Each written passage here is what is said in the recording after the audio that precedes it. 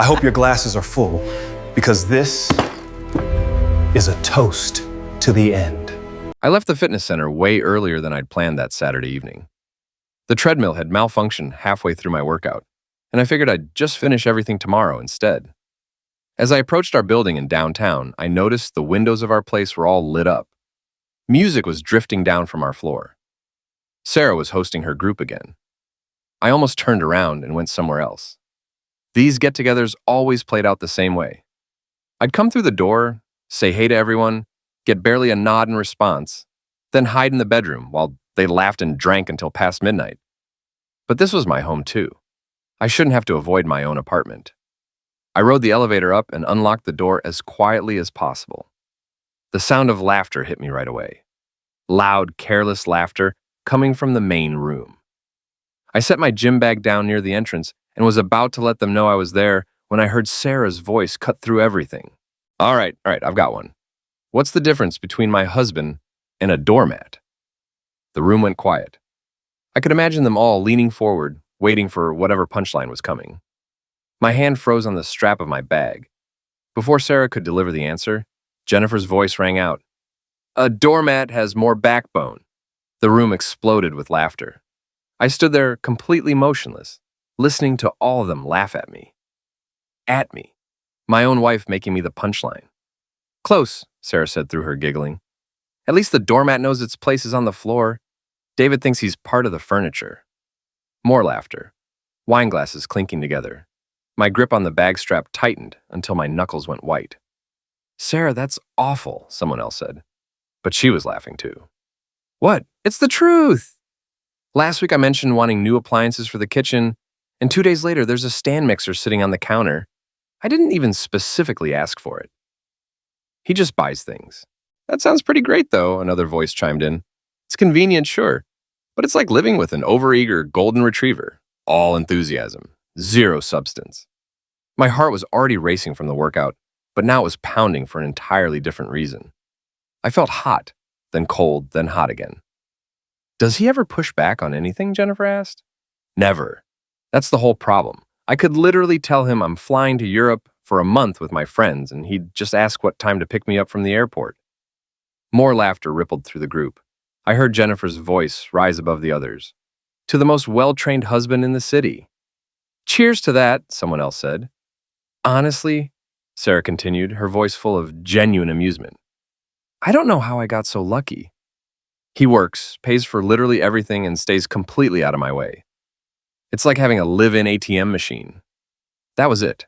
That was the exact moment. Everything became crystal clear. I wasn't her husband. I was a resource, a convenience, a joke to tell her friends. I didn't storm into the room. I didn't demand explanations or confrontations. I didn't give any of them the satisfaction of seeing how their words had landed. Instead, I picked up my gym bag, walked back out the door, and closed it quietly behind me. I sat in my car in the parking garage for 20 minutes. The engine wasn't even running. I just sat there staring at the concrete wall in front of me, replaying everything I'd just heard over and over. This wasn't new behavior from her. This was just the first time I'd heard it spoken out loud so clearly. All the dismissive comments over the years, the way she acted affectionate in public but cold at home, the constant requests for things. It all made perfect sense now. She didn't love me. She used me. My phone buzzed. A text from Sarah. Where are you? You were supposed to be home by now. I didn't respond. Instead, I started the car and drove to my friend Mike's place across town. On the way, I called him. Hey man, what's going on? He answered on the second ring. I need a place to crash tonight. I'll explain everything when I get there. There was a pause on his end. Yeah, of course. Come over. I wasn't going to be the punchline anymore. But I also wasn't going to give Sarah the satisfaction of some big dramatic scene. No, I was going to be methodical about this. Strategic. And by the time she realized what was actually happening, it would be way too late to stop it. Mike opened the door before I could even knock. He took one look at my face and stepped aside without a word. Come in. You want a beer? Yeah, I really do. We sat on his couch and I told him everything. The joke about the doormat, the laughter, the live-in ATM comment, all of it. I never liked how she talked to you, man, Mike said, shaking his head. But this is something else entirely. This is really messed up. I'm done, Mike. Completely done with all of it. So, what are you going to do? That's when I started actually planning. Mike grabbed a notebook from his desk and we made a list. Assets, accounts, legal considerations that I needed to think about. The apartment lease was only in my name. I'd signed it before we even got married. All the major bank accounts were mine too. She was just listed as an authorized user. Most of the furniture was either stuff I'd owned before the marriage or things I'd purchased during it. My phone kept buzzing on the coffee table. Sarah's texts were escalating in tone. This is ridiculous. Come home. Are you seriously going to ignore me? Fine, be childish then. I didn't respond to any of them. You need to file for divorce, Mike said. Document everything. Protect all your assets before she can touch them. I know, but I need to do this the right way. I need to time everything perfectly. Mike looked at me carefully. What are you thinking? She humiliated me in front of her friends. I'm going to return the favor. By 2 in the morning, I had a plan mapped out. File for divorce. Move my money to accounts she couldn't access. Cancel the credit cards where she was an authorized user. Wait for exactly the right moment. Then deliver the papers in front of the same audience that had laughed at me. I finally texted Sarah back. I'm fine, staying at Mike's. Need some space to think. She responded immediately. Space? What does that even mean? I turned off my phone and crashed on Mike's couch. For the first time in months, I felt completely clear-headed about everything. Sunday morning, I went to a coffee shop by myself and spent 6 hours researching divorce law in our state. No-fault state. Pretty straightforward process if it's uncontested. I took screenshots of our bank statements. The spending patterns were absolutely obvious once I looked at them objectively. Constant purchases at expensive stores, regular spa visits, shopping sprees, all on my money. Sarah sent more texts throughout the day. David, please call me. I'm getting really concerned now. I still didn't respond. Monday morning, I had an appointment with a divorce attorney. Her office was downtown in a sleek professional building. I brought all my documentation with me. She reviewed everything carefully and looked up at me. This is very straightforward, Mr. Anderson. You have a strong position here. How long have you been married? 4 years. Any children? No, shared property. The apartment lease is only in my name. Most of the belongings are mine from before the marriage. She nodded. This should move relatively quickly then. I can have the papers drafted by the end of this week. I paid the retainer fee. On my way out of her office, Sarah called. I let it go straight to voicemail. Then I texted her. I'm fine. Just need some time to think about things. Tuesday, I opened a new checking account at a completely different bank. Over the next several days, I transferred money in small increments. Nothing too obvious. Nothing that would trigger any alerts or red flags. I changed my direct deposit information to route to the new account. I removed Sarah as an authorized user on all my credit cards. The existing balances were still there, but she couldn't make any new charges. I updated all my insurance beneficiaries, changed passwords on every personal account I had, started looking at studio apartments in a different neighborhood entirely. Sarah's texts changed in tone as the week went on. Okay, you've made your point. Can we please just talk about this? Wednesday afternoon, she tried a different approach. I know you heard us on Saturday. I'm sorry. It came out wrong. It was just girl talk. You know how that goes. I responded this time. We'll talk soon, I promise. That gave her hope, kept her complacent. She needed to think that everything was still salvageable, that we could work through whatever this was. The divorce papers would be ready by the following Monday. Thursday night, I went back to the apartment. Sarah was there waiting. She practically threw herself at me when I walked in. I missed you so much. I was so worried about you. Work's been really stressful, I said calmly. I just needed to clear my head for a bit. She believed it instantly.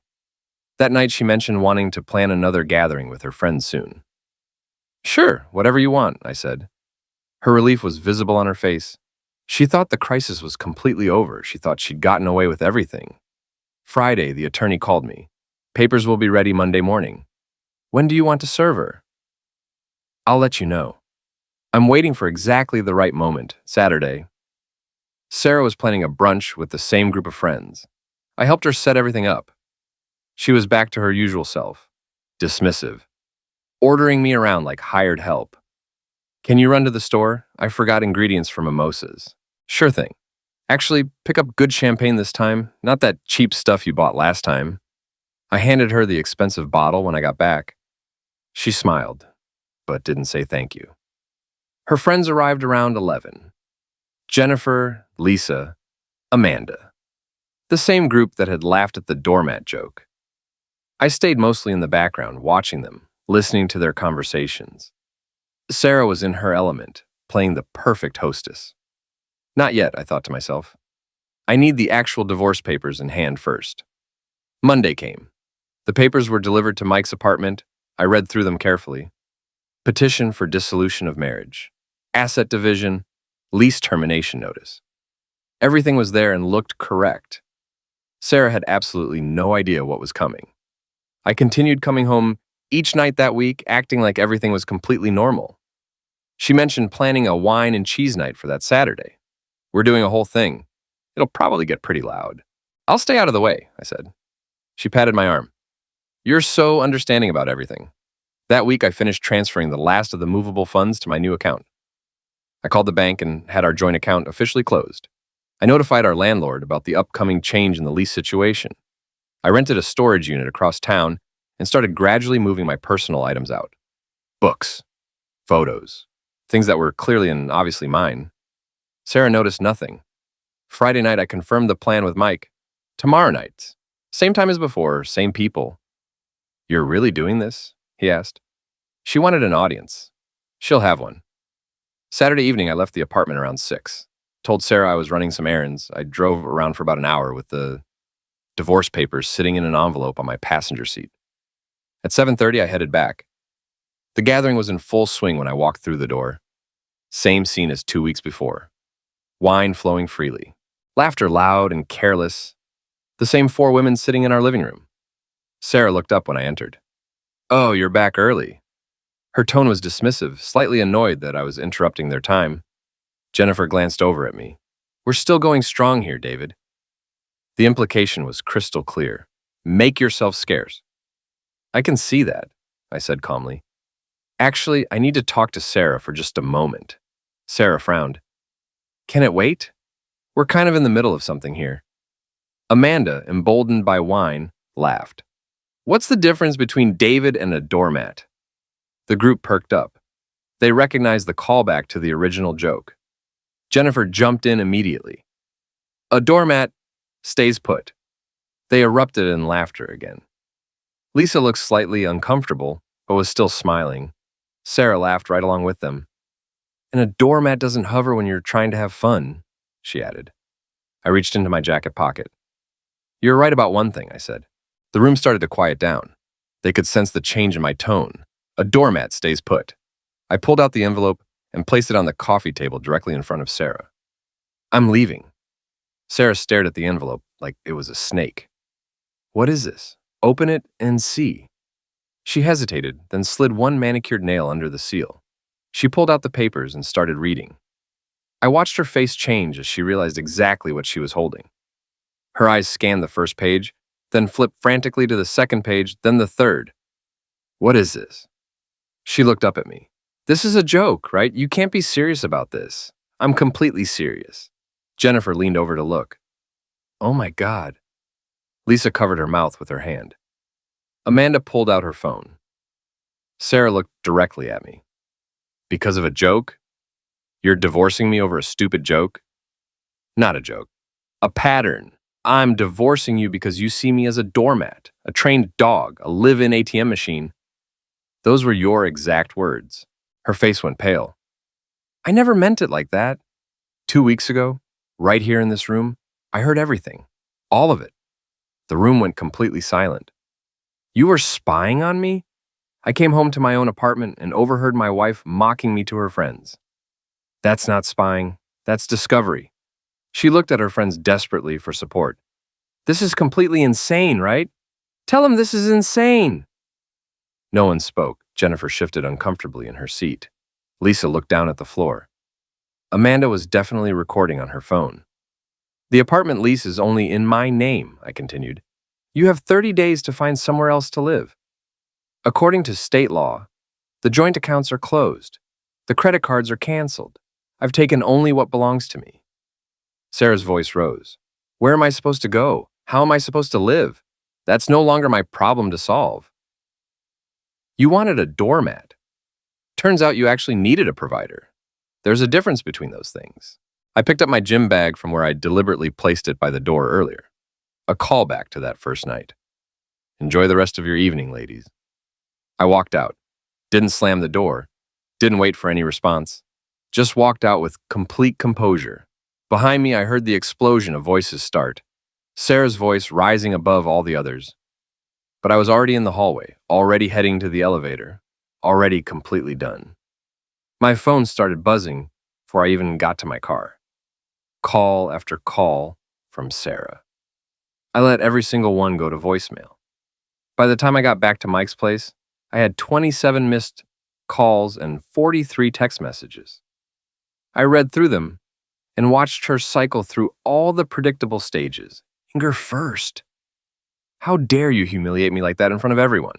You're a complete coward. Everyone saw what you did to me. Then manipulation.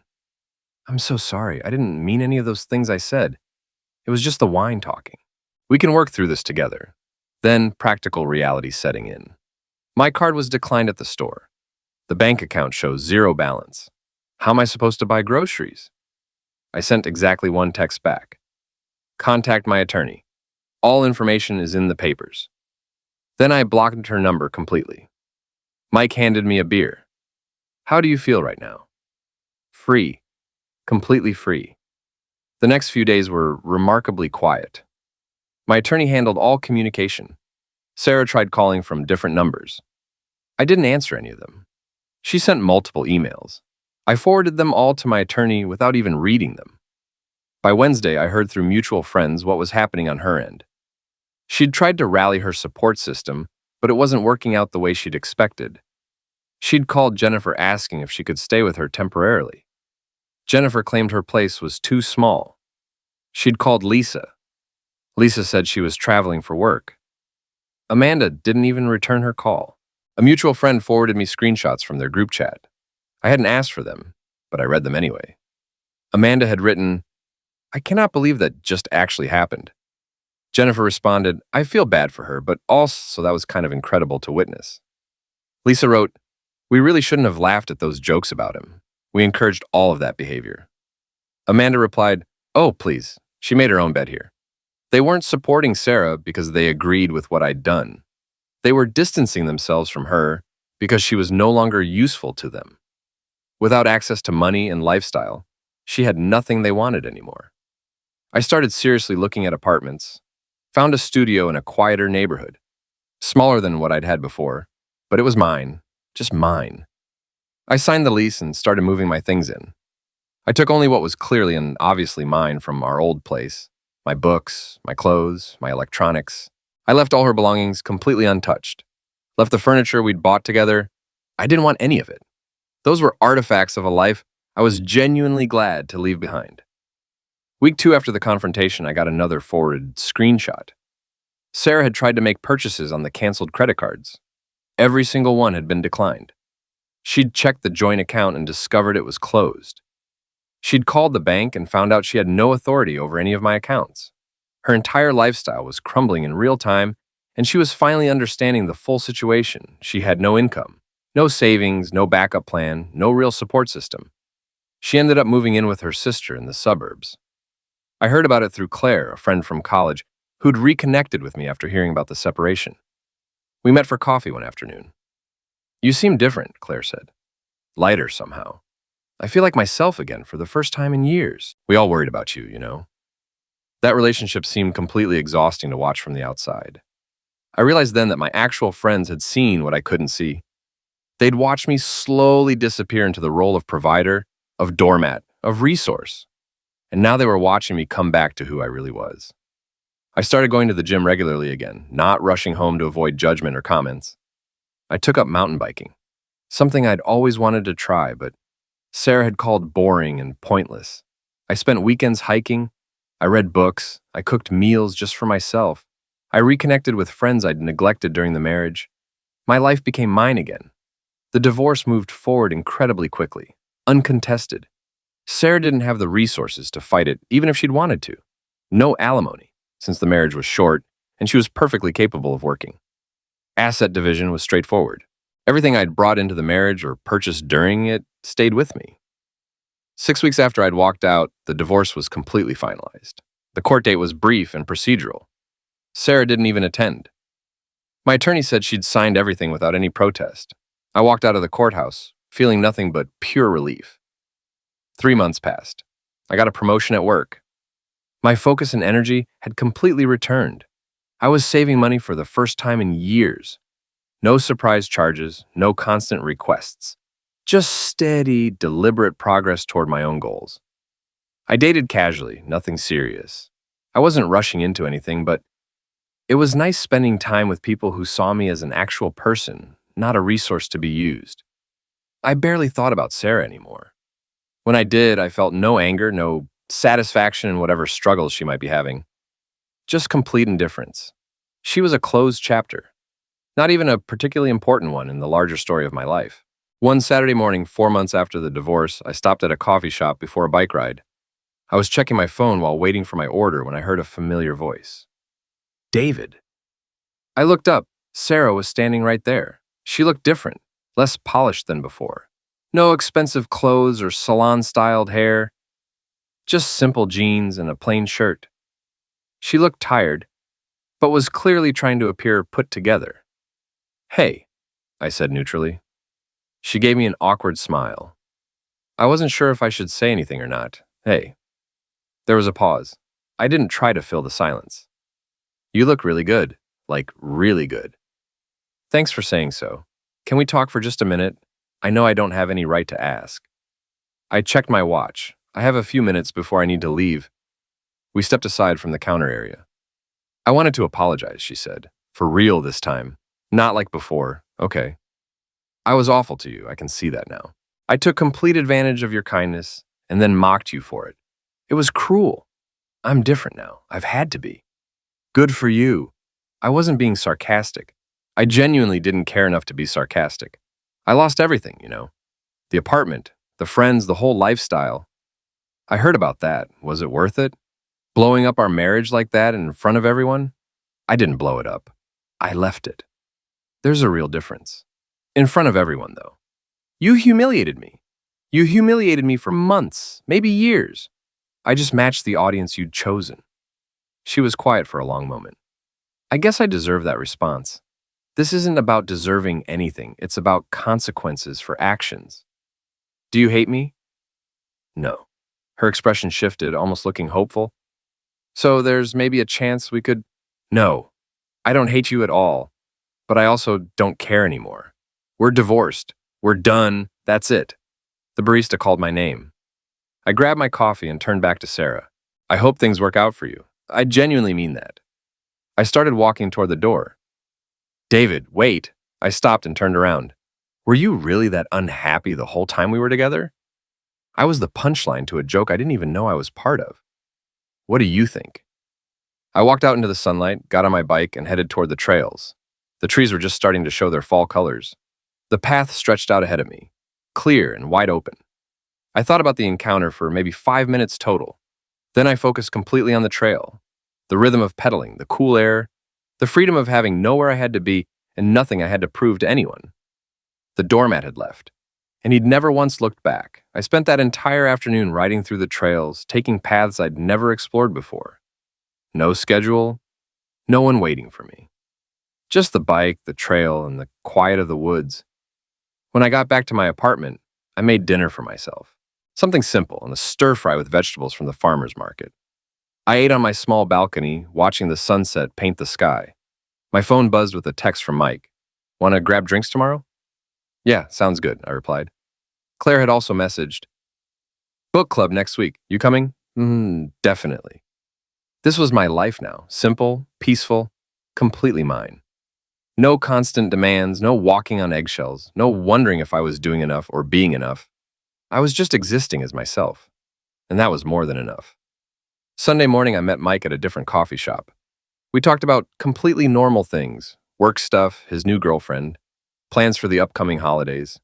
You seem really good, man, he said. Better than I've seen you in years, honestly. I feel good. Really good. Any regrets about how it all went down? I thought about it, really thought about it carefully. No, not about leaving. Maybe about staying as long as I did in the first place. Mike nodded. She ever try to contact you again after yesterday? No, I think she finally gets it now. We finished our coffee and walked around the neighborhood. The morning was clear, one of those fall days that makes you remember why you love where you live, despite all the rain. You know what's funny? I said. I thought I'd feel angry or bitter afterward, and I thought there'd be this weight I'd carry around forever. But there's nothing. She's just someone I used to know. That's probably the healthiest possible outcome. Yeah, I think so too. Monday morning, my boss called me into his office. For a split second, old anxiety kicked in hard. The version of me that had been married to Sarah would have immediately worried, wondered what I'd done wrong, but I wasn't that person anymore. David, sit down. I wanted to talk to you about something important. Sure thing. Your work over the past few months has been exceptional. I've noticed a real change. More focus, more initiative. Whatever you're doing, keep doing it. I smiled. Thank you. I really appreciate hearing that. We have a senior position opening up soon. I'd like you to consider applying for it. It would mean more responsibility and better pay. And honestly, I think you're ready for it. 6 months ago, I would have hesitated, worried about how the extra hours might affect Sarah, whether she'd be upset about me being homeless. Now I just thought about whether I actually wanted the challenge. I'm interested. Send me the details. Excellent. I'll email you this afternoon. I walked back to my desk feeling energized. The promotion wasn't guaranteed, but the fact that I was even being considered felt like real validation. Not of my worth as a resource or provider, but of my actual capabilities as a professional. That week, a colleague stopped by my desk, Rebecca from the marketing team. We'd worked together on a few projects, but never really talked much outside of work. Hey, I heard you were single now, she said. Some of us are going to a trivia night Thursday. Want to come along? I smiled. Sure, that sounds like fun. She handed me a flyer with the details. Great, see you there. It wasn't a date, just a friendly invitation. But 6 months ago, I would have immediately thought about Sarah's reaction, what she'd say, whether she'd be upset. Now I just thought about whether I wanted to go, and I did. The weeks continued rolling forward. My life filled up with simple, genuine pleasures, trivia nights, weekend bike rides, volunteer work teaching financial literacy at the community center, coffee with friends, reading books I'd been meaning to get to for years. I ran into Sarah's friend Lisa one afternoon. She looked uncomfortable when she saw me, but stopped anyway. Hey, David, I just wanted to say I'm sorry for how we all treated you back then. We were terrible. You didn't deserve any of that. I should have said something instead of just going along with it. The message appeared on my screen without warning, a small gray bubble that somehow carried the weight of years. For a few seconds, I just stared at it, letting the words settle in. It was strange how something from such an old part of my life could still surface, not painfully, but like a faint echo from a room I no longer lived in. I could almost hear her voice behind the text. Hesitant, uneasy, trying to balance regret with honesty. I appreciate you saying that, I typed back after a moment. Takes courage to admit when you're wrong. And it did. Most people never revisit the moments they handled badly. Most people rewrite the past to make themselves look better or at least less responsible. Her reaching out at all, unprompted without an excuse attached, meant something. Maybe not something for me, but something for her. You're being way more gracious than I deserve. But thank you, she replied quickly. I imagined her sitting with her phone, thumb hovering over the keyboard, unsure if she had any right to speak to me after everything. Maybe she thought I'd lash out or list all the times she'd laughed at the wrong jokes, stayed silent during the wrong moments, chose comfort over decency. Maybe she thought she deserved to hear that from me. But I didn't feel any anger. Not anymore. We're good, I said. And I meant it. There was no bitterness left in me. No hidden resentment waiting for apologies so it could finally let go. I had already moved on. Not in the shallow, performative way people sometimes claim, but in a real, grounded, fully healed way. That part of my life felt like it had happened to someone else entirely, someone I could look back at without flinching. I wasn't interested in holding grudges or collecting apologies like trophies. I didn't need anyone's guilt to validate my growth. Whatever understanding she had finally come to was her process, not mine. Her realization didn't reopen anything for me. It simply confirmed what I already knew. The fact that some people were realizing their mistakes was their journey to take, not mine. I was already miles ahead, walking on a road they didn't have to follow. And for the first time in a long time, that felt like its own quiet victory. 6 months became 8 months. 8 became 10. Life continued getting better in small, meaningful ways. I got the promotion. Started dating someone I'd met through friends. Nothing too serious yet, but it felt healthy and balanced in a way I'd never experienced before. I moved to a bigger apartment. Still just for me, but with space for the life I was actually building now. Room for my bikes, a real office area, a kitchen where I actually enjoyed cooking. Sometimes I'd think about that night I came home from the gym and overheard everything. That moment when my entire world shifted on its axis. That version of David felt like a completely different person now. Someone I barely recognized. He'd believed his worth was tied to how much he could give, how much he could provide, how little space he could take up. For years, that belief had been like a quiet pulse in the background of his life, subtle, constant, shaping everything. He'd grown used to shrinking himself in conversations and decisions, in the small daily negotiations of life, always making sure someone else had more space, more comfort, more certainty than he did. He'd thought that was what love required of him, that becoming smaller so someone else could feel bigger was noble. Selfless. Right. I knew better now. Time has a way of rearranging the truth in front of you until you can finally see it clearly. Real love didn't diminish anyone. It didn't require sacrifice of the self or silence or the slow erosion of who you were.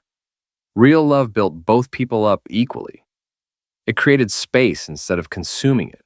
It asked for honesty, not endurance. And being alone, I eventually learned, had turned out to be infinitely better than being with someone who saw you as nothing more than a resource to be mined until you were hollow. A year after everything had ended, life had settled into something steady, something deeply mine. I was sitting on my balcony on a slow, sun-washed Saturday morning, drinking coffee from the mug I always used on weekends, the one with the chipped rim I could never bring myself to throw away. The newspaper rustled in my hands each time the breeze shifted. Below, the city hummed in its soft weekend rhythm. Muted traffic, distant laughter, the occasional bark of a dog. It was peaceful in a way I had once thought impossible. My phone rang. Unknown number, the sharp vibration against the metal balcony table cut through the quiet. I almost didn't answer. I rarely did when I didn't recognize the caller, but some quiet intuition made me pick up. Hello? A pause. Then a familiar voice, one that felt like it belonged to a past life. David, it's Sarah. I was quiet for a moment. It was the kind of silence loaded with memory. Not pain, not longing, just recognition. Hey, Sarah. I hope it's okay that I called, she said, her voice soft, a little unsure. I got your new number from a mutual friend. I wanted to let you know something. Okay, I said, leaning back in my chair, letting the sun warm my shoulders. I'm moving away, out of state, fresh start and everything. She gave a little breathy laugh, the kind that tried to mask vulnerability. I just wanted to say thank you before I left. Thank you for what? I asked, genuinely confused. For leaving when you did, she said. I know that sounds weird, but you were right about everything. I was using you. I didn't see it at the time, but I do now. These past months have been hard. Really hard. But I've learned a lot about myself, not all of it good, but necessary. I let her words settle. There was no weight to them anymore. Not the way there once would have been. No tightening in my chest, just calm understanding. I'm glad you're doing better, I said. Are you happy? She asked, and this time there was no hesitation in her voice, just earnestness. I am, I replied. Very happy, actually. Good, you deserve that. She paused, and the silence stretched for just a second too long. I'm sorry I couldn't see what I had when I had it. We both needed to grow, I said gently. Sometimes people can't do that together. Yeah, I guess you're right. Another small pause. Take care of yourself, David. You too, Sarah. She hung up. The call ended quietly without drama or lingering echoes. I set the phone down and took a slow sip of my coffee, letting the warmth settle into me. I felt nothing but peace about the conversation. No anger, no bitterness, no satisfaction. Just quiet acceptance that we had both moved on to better places, separately, but forward all the same. I finished my coffee, folded the newspaper, and went inside to get ready for the bike ride I'd planned with friends. Weekend rides had become something of a ritual, a reminder that the world extended far beyond the walls of any relationship, any past version of myself. As I was locking up my apartment, helmet clipped to my backpack, I thought about how far I'd come. From that frozen moment in the hallway, listening to my worth being mocked, to this, to mornings defined by peace instead of tension, by choice instead of compromise, that felt like loss. The doormat metaphor seemed almost absurd now. I could still remember the sting of that comment, the rawness of being told, even jokingly, that I was easy to walk over. But now, it felt like a lesson taught in a language I no longer spoke. Doormats get stepped on. They stay in one place no matter what happens. They have no choice in their existence. I'd never truly been a doormat. I'd just been someone who didn't know his own worth yet. Someone who thought love meant endurance, and patience meant shrinking, and giving meant disappearing. Someone who'd confused accommodation with love, providing with partnership. Now I knew the difference, and I would never forget that lesson again. I headed out into the bright morning, the air cool and clean against my skin as I descended the stairs. The city stretched out before me. Familiar streets, familiar sounds, familiar light glinting off windows. But it all felt new somehow, as if I were stepping into it for the first time. My city, my life, my terms. And for the first time in a long time, that felt exactly right.